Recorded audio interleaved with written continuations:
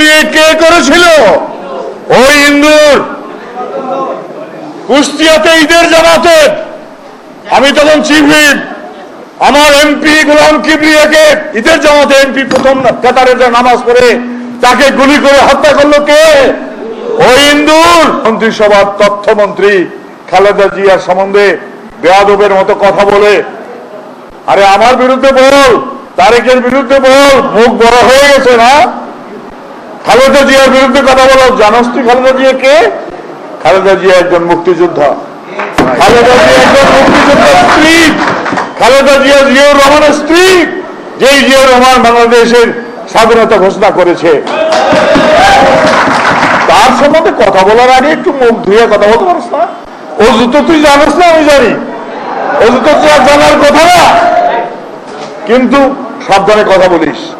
শেখ সাহেবের মেয়ে হাসিনা যখন কথা বলে খালেদা জিয়া সম্বন্ধে তার মানায়, তাকে মানাইতে পারে। আমাদের নেত্রী বলতেছে, আমি বলতেছি যে আমরা এই জঙ্গি শাসন, তোমরা জঙ্গি শাসন আনিয়েছ। তোমাদের ঘরে তো জঙ্গি আছে, তোমাদের ঘরে রাশিয়াপন্থী আছে, তোমাদের ঘরে চায়নাপন্থী আছে, তোমাদের ঘরে ভারতপন্থী আছে, তোমাদের ঘরে আমেরিকান পন্থী আছে।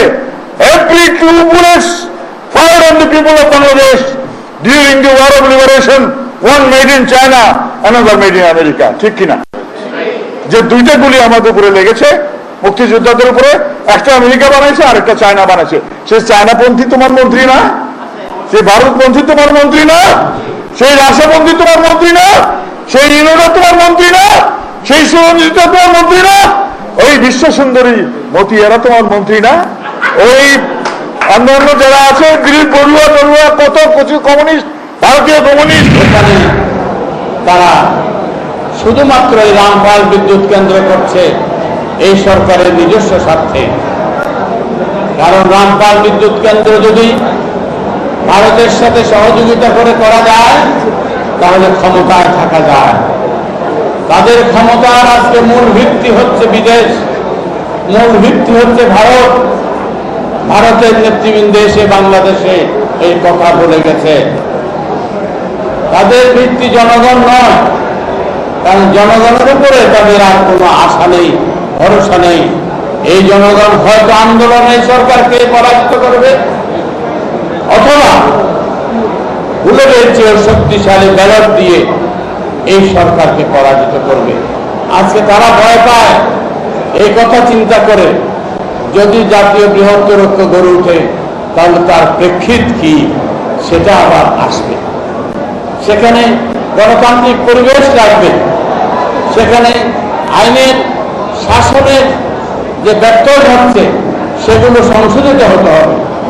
সেজন্য তারা চায় কোনোভাবেই সংবিধান বহির্ভূত যে কার্যক্রম তারা করেছে, তারা যে বড় বড় জাতীয় স্বার্থের বিরুদ্ধে তারা সমঝোতা করেছে ভারতের সাথে, ট্রানজিটে করেছে এবং অন্যান্য ক্ষেত্রে তারা যেটা করেছে সেগুলোতে তারা ইতিহাসে কাঠগড়ায় দাঁড়াতে হবে এবং ইতিহাসের কাঠগড়ায় দাঁড়ালে তাদের শাস্তি হবেই হবে।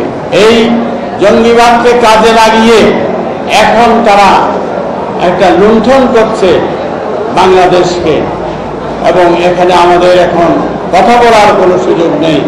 কথা বললেই কেউ জঙ্গি হয়ে যাচ্ছে। কিন্তু আমরা যে এই পর্যন্ত যা দেখছি সরকারের কার্যক্রম, জঙ্গিবাদের বিরুদ্ধে তৃণমূল পর্যায় থেকে ঐক্যবদ্ধ হওয়ার জন্য যে আহ্বান দেশনেত্রী বেগম খালেদা জিয়া তার রাজনীতির ঊর্ধ্বে উঠে, দলের ঊর্ধ্বে উঠে তিনি যে আহ্বান জানিয়েছেন তার প্রতি ভ্রুক্ষেপ না করে বরং একটি নেতিবাচক বক্তব্য